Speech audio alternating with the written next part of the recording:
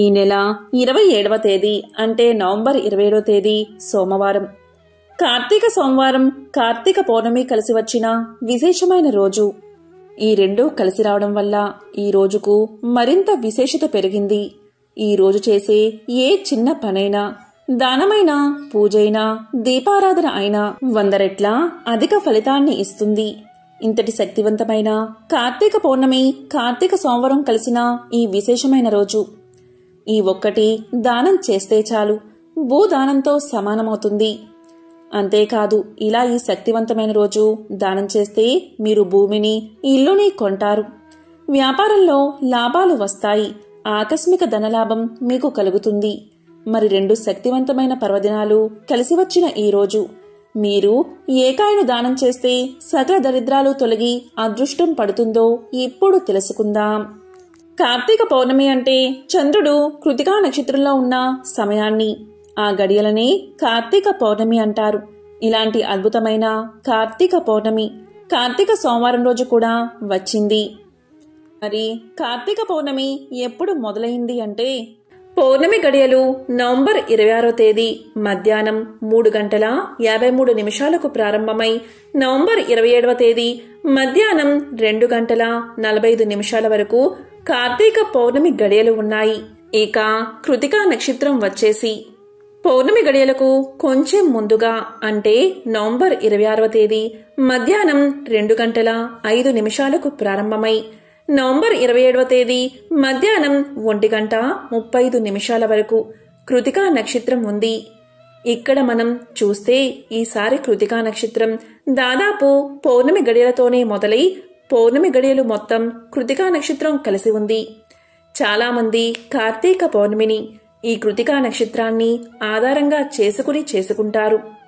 ఈసారి మనకు నవంబర్ 26వ తేదీనే రాత్రి పౌర్ణమి గడియలు మరియు కృతికా నక్షత్రం ఉన్నాయి.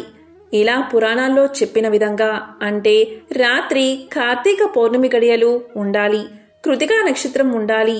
ఇలా ఉన్న రోజే కార్తీక పౌర్ణమి చేసుకోవాలి. కాబట్టి నవంబర్ 26వ తేదీ ఆదివారం మాత్రమే ఇలా ఉంది. అంటే పౌర్ణమి గడియలు కృతికా నక్షత్రం ఉంది కాబట్టి నవంబర్ 26వ తేదీ ఆదివారం మాత్రమే కార్తీక పౌర్ణమి చేసుకోవాలి. నవంబర్ 27వ తేదీ సోమవారం కూడా పౌర్ణమి గడియలు కృతికా నక్షత్రం ఉన్నా కూడా రాత్రి సమయంలో పౌర్ణమి గడియలు లేవు. కాబట్టి ఈసారి నవంబర్ 26వ తేదీ మాత్రమే కార్తీక పౌర్ణమిగా జరుపుకోవాలి. ఈ రోజే అంటే నవంబర్ 26వ తేదీ రాత్రి 365 ఒత్తుల దీపాన్ని వెలిగించాలి. నవంబర్ 26వ తేదీ ఉదయం యథావిధిగా తులారాశిలో స్నానం చేసి ఆ రోజంతా ఉపవాసం ఉండి నక్షత్ర దర్శనం తర్వాత అంటే రాత్రి సమయంలో నవంబర్ 26వ తేదీ సాయంత్రం 6 గంటలు దాటిన తర్వాత మళ్లీ పూజ చేసుకుని 365 ఒత్తుల దీపాన్ని గుడిలో లేదా ఇంట్లో వెలిగించుకోవాలి. ఇక్కడ ఒక విషయం గుర్తుపెట్టుకోండి. కార్తీక పౌర్ణమి రోజు నదీ స్నానం చేస్తే అత్యంత పుణ్యం మీకు కలుగుతుంది. ప్రతి ఒక్కరూ కూడా సముద్ర స్నానం, నదీ స్నానం చేయలేకపోవచ్చు. అలాంటి వారు ఇంట్లోనే ఉండి సముద్ర స్నానం, నదీ స్నానం చేసిన ఫలితాన్ని పొందాలి అంటే మీరు స్నానం చేసే ముందు చిటికెడు కల్లు ఉప్పు అంటే సముద్రపు ఉప్పును ఆ నీటిలో వేసుకుని దానితో స్నానం చేయండి. నవంబర్ 26వ తేదీ అంటే కార్తీక పౌర్ణమి రోజు ఈ విధంగా స్నానం చేసినా కూడా కార్తీక పౌర్ణమి స్నాన ఫలితం 100% దక్కాలి అంటే నవంబర్ 27వ తేదీ ఉదయం సూర్యుడు తులారాశిలో ఉండగా అంటే తెల్లవారుజామున 3:30 నుండి 5:30 మధ్యలో కార్తీక పౌర్ణమి స్నానం చేయాలి. వివరంగా చెప్పాలి అంటే కార్తీక పౌర్ణమి రోజు కార్తీక దీపం అలాగే కార్తీక స్నానం చేస్తే చాలా మంచిది. కార్తీక దీపం ఎప్పుడు పెట్టాలి అంటే రాత్రి సమయంలో. నవంబర్ 26వ తేదీ మధ్యాహ్నం నుంచి పౌర్ణమి గడియలు మొదలై నవంబర్ 27వ తేదీ మధ్యాహ్నం ముగుస్తున్నాయి. కాబట్టి నవంబర్ 26వ తేదీ రాత్రి సమయంలో పౌర్ణమి గడియలు ఉన్నాయి. కాబట్టి నవంబర్ 26వ తేదీ దీపాన్ని వెలిగించాలి. 365 వత్తుల దీపాన్ని వెలిగించాలి. ఇక పౌర్ణమి స్నానం ఎప్పుడు చేయాలి అంటే సూర్యుడు తులారాశిలో ఉండగా, అంటే ఉదయం 3:30 నుంచి 5 గంటల 30 నిమిషాల లోపు చేయాలి. నవంబర్ 26వ తేదీ మధ్యాహ్నం పౌర్ణమి గడియలు మొదలై నవంబర్ 27వ తేదీ మధ్యాహ్నం పౌర్ణమి గడియలు ముగుస్తున్నాయి. ఇలా చూస్తే నవంబర్ 26వ తేదీ ఉదయం, అంటే తెల్లవారుజామున సూర్యుడు ఉదయించే సమయంలో, అంటే తులారాశి సమయంలో పౌర్ణమి గడియలు లేవు. నవంబర్ 27వ తేదీ మధ్యాహ్నం వరకు పౌర్ణమి గడియలు ఉన్నాయి. కాబట్టి కార్తీక పౌర్ణమి స్నాన ఫలితం మీకు 100% దక్కాలి అంటే నవంబర్ 27వ తేదీ ఉదయం కార్తీక పౌర్ణమి స్నానాన్ని ఆచరించాలి. ఇక్కడ మీకు సందేహం కలగవచ్చు, ఎందుకు తులారాశి సమయంలోనే కార్తీక పౌర్ణమి స్నానం ఆచరించాలి అని. ఎందుకు అంటే ఈ సమయంలో నీటిలో గంగాదేవి, అగ్నిదేవుడు ఉంటారు. సమస్త తీర్థ దేవతలు కూడా ఆ సమయంలో నీటిలోనే ఉంటారు. ఆ సమయంలో స్నానం చేస్తేనే మనం తెలిసి తెలియక చేసిన సమస్త పాపాలు ఆ గంగాదేవి పోగొడుతుంది. అందుకే ఈ సమయంలోనే స్నానాన్ని ఆచరించాలి. మీరు కార్తీక పౌర్ణమి స్నానాన్ని నవంబర్ 26వ తేదీ కూడా ఉదయం 3:30 నుంచి 5:30 లోపు చేసి ఆ రోజంతా ఉపవాసం ఉండండి. ఇక నక్షత్ర దర్శనం తర్వాత పూజ చేసుకుని 365 వత్తుల దీపాన్ని వెలిగించండి.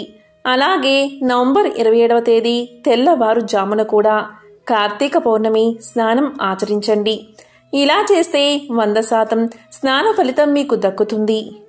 నవంబర్ 27వ తేదీ ఉదయం సూర్యుడు తులారాశిలో ఉండగానే స్నానం ఆచరిస్తే చాలా మంచిది. ఇది కుదరని వారు కనీసం పౌర్ణమి గడియలు వెళ్లేలోపు, అంటే నవంబర్ 27వ తేదీ మధ్యాహ్నం 2 గంటల 45 నిమిషాల లోపు ఖచ్చితంగా అందరూ కూడా కార్తీక పౌర్ణమి స్నానాన్ని చేయండి. నవంబర్ 26వ తేదీ మధ్యాహ్నం 3 గంటల 53 నిమిషాల నుంచి మీరు సముద్ర స్నానాన్ని చేయవచ్చు. మనం నిత్యం పనుల్లో ప్రతిరోజు దీపారాధన చేయడం కుదరకపోవచ్చు. అందుకే ఈ కార్తీక పౌర్ణమి రోజు 365 వత్తుల దీపాన్ని విధిపూర్వకంగా వెలిగించాలి. 365 వత్తులు పూర్తిగా వెలిగేదాకా అక్కడే ఉండి కార్తీక పురాణాన్ని పఠించాలి, లేదా ఓం నమఃశివాయ అని జపిస్తూ అక్కడే గడపాలి. అలా 365 వత్తుల దీపానికి కొబ్బరికాయ కొట్టి నైవేద్యం సమర్పించి హారతి ఇవ్వాలి. తరువాత దైవ దర్శనం చేసుకోవాలి.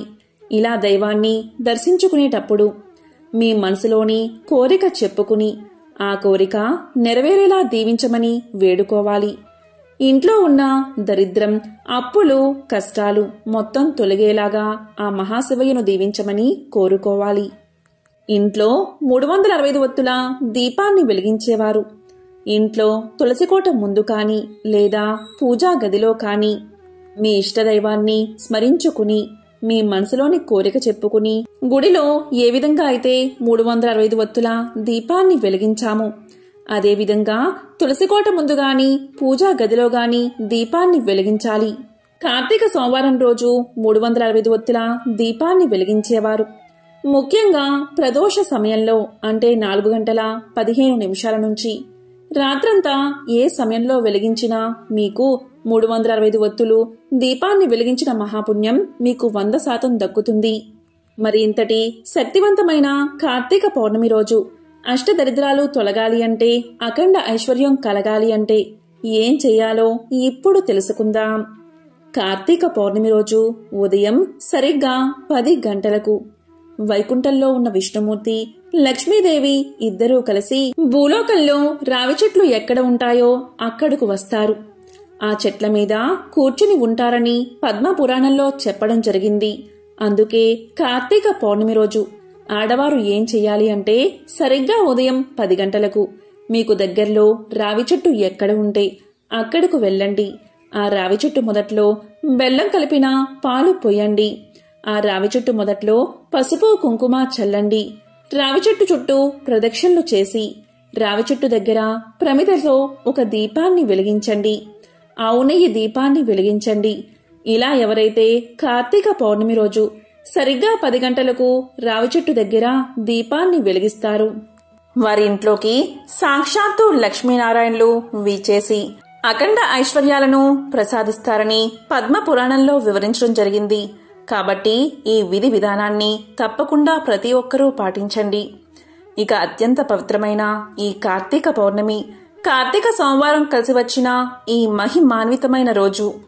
మీ ఇంట్లో కష్టాలు బాధలు ఉంటే, ఏ పని సరిగ్గా అవక ఇబ్బందులు పెడుతుంటే, ధనం ఇంట్లో నిలవకుండా ఉంటే, అప్పుల బాధలు వేధిస్తూ ఉంటే, సమయానికి ధనం అందక ఇబ్బందులు పడేవారు, ఉద్యోగం రావాలి అనుకునేవారు, వ్యాపారాలు లాభాల బాటలో సాగాలి అనుకునేవారు, రియల్ ఎస్టేట్లో అధిక లాభం కలగాలి అని కోరుకునేవారు, ఇల్లు లేదని బాధపడేవారు, కొత్త ఇల్లు కొనుక్కోవాలి అని తపించేవారు, భూమి లేదని బాధపడేవారు, భూమిని కొనాలి అనుకునేవారు ఈరోజు స్కంద పురాణంలో చెప్పిన ఈ కాయను దానంగా ఇవ్వండి.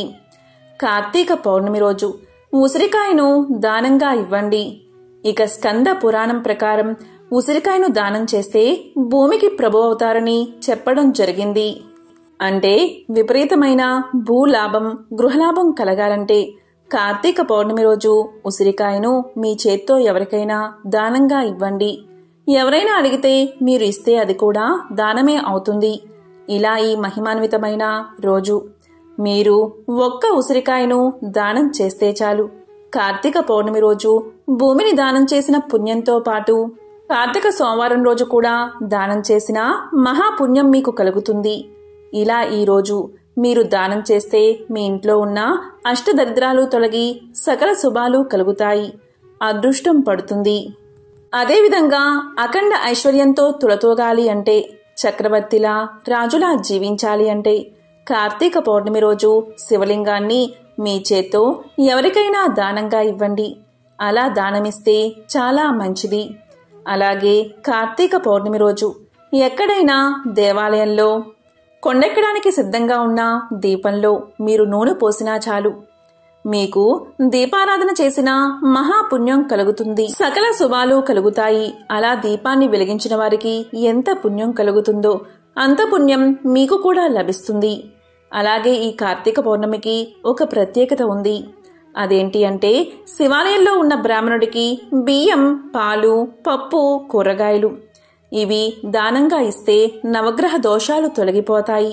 గ్రహాలన్నీ అనుకూలించాలంటే శివాలయంలో బ్రాహ్మణుడికి ఇలా దానం చేయండి. అలాగే కార్తీక పౌర్ణమి రోజు సాయంకాలం చీకటి పడ్డాక శివాలయంలో కానీ విష్ణుమూర్తి ఆలయంలో కానీ ఎక్కడైనా సరే దీపాన్ని వెలిగించండి. ఇలా చేస్తే సకల పాపాలు పటాపంచలు అవుతాయి. ఈరోజు ఒక ఎద్దు బొమ్మను అచ్చువేయించి ఒక బ్రాహ్మణుడికి దానంగా ఇవ్వండి. ఇలా చేస్తే పితృదేవతలు కొన్ని వేల జన్మలు స్వర్గంలో ఉంటారు. ఇలా ఈరోజు చేస్తే మీ జాతకంలో ఉన్న పితృదోషాలు పితృశాపాలు తొలగిపోతాయి. ఇలా ఈరోజు చేస్తే 1,000,000 సార్లు గయాక్షేత్రంలో పిండ ప్రదానం చేస్తే పితృదేవతలకు ఎంత మంచి కలుగుతుందో అంతటి ఫలితం కలుగుతుంది. కాబట్టి ఎంతో మహిమాన్వితమైన కార్తీక పౌర్ణమి రోజు ఇలాంటి విధి విధానాలు పాటించి అఖండ ఐశ్వర్యాన్ని పొందండి. ఓం నమః శివాయ.